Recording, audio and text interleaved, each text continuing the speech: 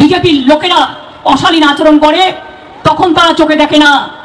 এমনকি আমাদের রাজার ভবনে যখন তার আন্ডারে কর্মরত মহিলা শ্রমিক, মহিলা কর্মচারী নির্যাতিত হয় তখনও তারা চোখে দেখে না।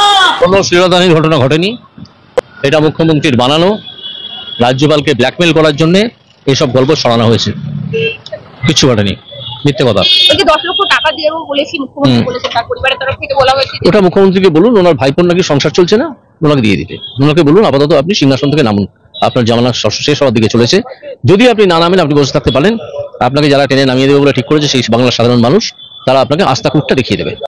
রাজ্যপালের সাথে দেখা করলেন আপনি, একটাই ইস্যু, একটাই দাবি, আপনি বারবার বলছিলেন 356 কথা। বলছি রাজ্যপালের সাথে কি কথা হলো এই মুহূর্তে? এবং রাজ্যপালের সঙ্গে কি কথা হলো তার সম্পূর্ণ বিবরণ দেওয়া যাবে না, এটা খানিকটা সিক্রেসি মেনটেন করতেই হবে, 1 নম্বর।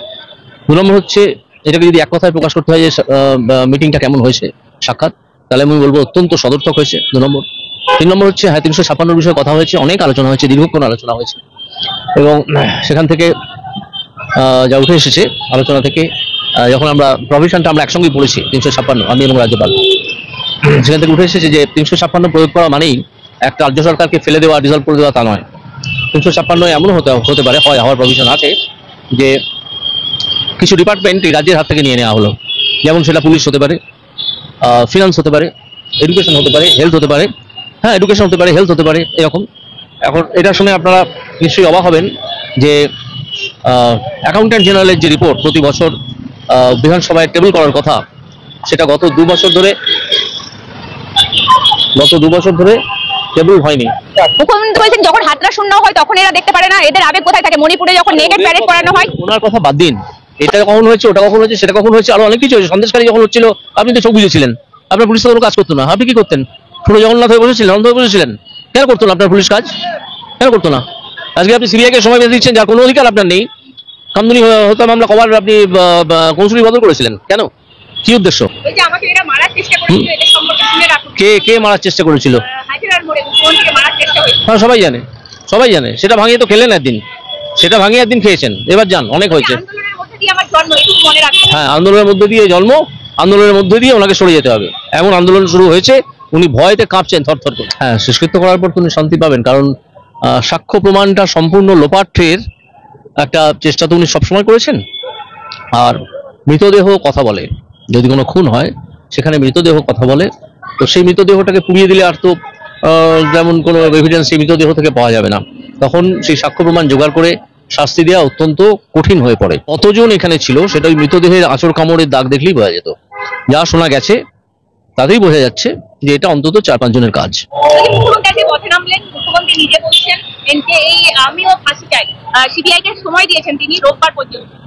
উনি সময় দেবার কে? সিবিআইকে? সিবিআই ওনার আন্ডারে চাকরি করে নাকি সিবিআই লোকেরা? উনি নিজের এটা লিমিটটা ভুলে যাচ্ছেন। উনি কি প্রধানমন্ত্রী ভারতবর্ষের? উনি কে?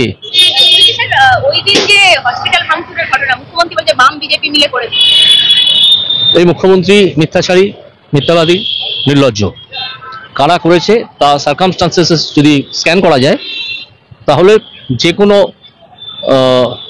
পার্সন উইথ অর্ডিনারি প্রুডেন্স তারা বুঝতেই পারবে যে এটা সম্পূর্ণ তৃণমূলের করা, তৃণমূল গুন্ডাদের করা।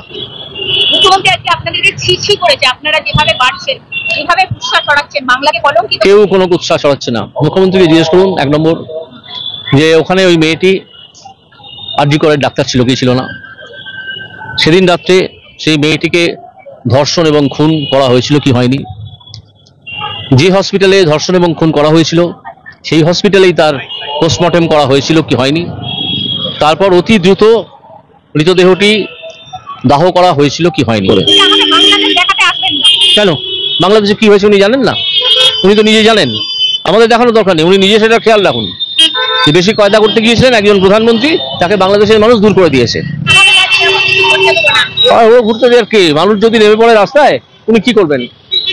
কারণ তো আগামী দিনে সারা কলকাতার দখল নিয়ে নেবো, ওনাকে নড়তে দেবো না কলকাতা থেকে, নবান্ন থেকে। কি করবেন উনি? পুলিশ কি আটকে দিল কার্যত? হ্যাঁ পুলিশের তো কাজই সেটা, পুলিশকে তো সেভাবেই কাজে লাগানো হয়, তো সেই কাজে লাগানো হয়েছিল, পুলিশ যা করার করেছে। ফাঁসি চাই? কার ফাঁসি? যে সেটাকে ধরা হয়েছে তার তো এখনো বিচারই হয়নি, উনি ফাঁসি চাইছেন কিভাবে? উনি কি জানেন ওই খুনি? তারপর উনি পাঠিয়েছিলেন খুনটা করতে, না হলে উনি জানছেন কি করে যে ওই খুনি? একে তো সিবিআই এর নিয়ে গিয়ে জিজ্ঞাসাবাদ করা উচিত। মুখ্যমন্ত্রীকে, মমতা ব্যানার্জিকে। মমতা ব্যানার্জি বিচারের আগেই বলে দিচ্ছেন যে ওই ছেলেটি খুনি, তার মানে তিনি জানেন যে ওই ছেলেটি খুনি। তিনি যদি না পাঠিয়ে থাকেন তাকে এক্সক্লুসিভলি, এই তুমি যাও খুনটা করে এসো, রেপটা করে এসো, তাহলে উনি জানছেন কি করে যে এই ছেলেটাই ওইটা কাণ্ডগুলো করেছে এবং তার ফাঁসি চাই? এসব ন্যাকামি, ধাপ্পাবাজি, ভাওতাবাজি এসব আমরা বুঝি না। এই ধাপ্পাবাজি ভাওতাবাজি কদিন যাবে দেবেন আপনি? বিচার, হ্যাঁ বিচার তো হবে, বিচার আপনার হবে, বিচার আপনার হবে। যেভাবে পরশুদিন রাত্রে মানুষজন রাস্তায় নেমে এসেছিলেন, বিশেষত মহিলারা, তাতে আপনার তো ঠকঠক করে কাঁপুনি হয়ে গেছে দেখতে পাচ্ছি। আপনি যাবেন, এটা জেনে রাখুন, ওনাকে বলে দেবেন যে আপনার বিদায় ঘন্টা বেজে গেছে। নিশ্চয়ই নিশ্চয়ই তৃণমূলের ক্ষমতা থাকার বিদায় ঘন্টা বেজে গেছে, আজ নয় কাল সে যাবেই। আরো জোরদার হতে যাচ্ছে, আরো অবশ্যই আরো জোরদার হতে যাচ্ছে। আমরা তো বিজেপি এবার তো পথে নামছি। ধার ধরে নিয়ে গেছে না কি ধরে নিয়ে গেছে আমি জানি না, নিয়ে গেছে ভালো করেছে, জিজ্ঞাসাবাদ তো করতেই হবে। সন্দীপ ঘোষ তো নিশ্চয়ই জিজ্ঞাসাবাদ করতে হবে, যে কাস্টোডিয়াল করেন কিনা সেটা দেখতে হবে, অ্যারেস্ট করেছেন কিনা সেটাও দেখতে হবে, এসব দেখতে হবে। হ্যাঁ, সিপি নিজেও অনেক কিছু চেপে যাচ্ছেন। ওনার চাকরি থেকে রিটায়ারমেন্টের পরে তাকে জিজ্ঞেস করা হলে হয়তো তখন তিনি কিছু বলতে পারেন। সিপি সেদিন এলেন কি করতে? ওইখানে রাত্রিবেলা এখন আরজিকরের সামনে মারামারি শুরু হলো, কাকে থামাতে এলেন? নাকি তাকে পরিদর্শন করতে কোনো নেতা পাঠিয়েছিল যে ওখানে কতদূর কি হলো দেখে আসুন? ডিজিটাল মিডিয়াকে মমতা বন্দ্যোপাধ্যায় একাধিকবার শাসিয়েছেন, কি বলবেন এই মুহূর্তে? ওনার শাসানোয় আপনারা যারা ডিজিটাল মিডিয়া করেন ভয় পাবেন না। উনি এখন একটি নখদন্তহীন ব্যাঘ্রে পরিণত হয়েছেন, ঠিক আছে? ওনার ক্ষমতা থাকলে উনি করুন, আইন আদালত তো আছে এখনো। আজকে তো যত শুনেছি সন্দীপ ঘোষ বেল চাইতে গিয়ে প্রত্যাখ্যাত হয়েছেন, তাহলে হ্যাঁ যদি বলে থাকেন ঠিকই বলেছেন। পুলিশ তো নিরাপত্তা দিতে ব্যর্থ। পুলিশ শুধুমাত্র কিছু লোক তাদের পেছন পেছন ঘুরে, পুলিশের অফিসাররা তারা একেবারে সেবাদাস কৃতদাসের মতো কাজ করছেন, যেটা তাদের করার কথা না।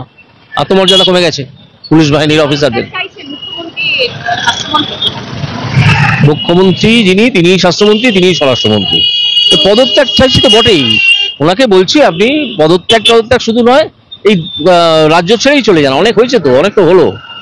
আপনার ভাইপো তো যা কামানোর কামই নিয়েছে, অনেক হয়েছে তো, আর কেন? অন্য লোকেরা তো আছে, নতুন ভোট হোক, শাসন দেখা যাক আপনি কত ভোটে জিতে আসেন। হ্যাঁ ভোটেই এসেছেন, ভোটেই ফুটে যাবেন। ফুটে যাওয়া শব্দের অর্থ জানেন তো? চলতি কথায় ভেঙে যাবেন। ভোটেই এসেছেন, ভোটেই ভেঙে যাবেন, ভোটেই সবাই ভাগে। 34 বছরে বাম শাসন ভোটে চলে গিয়েছিল, আপনিও চলে যাবেন, কি হয়েছে?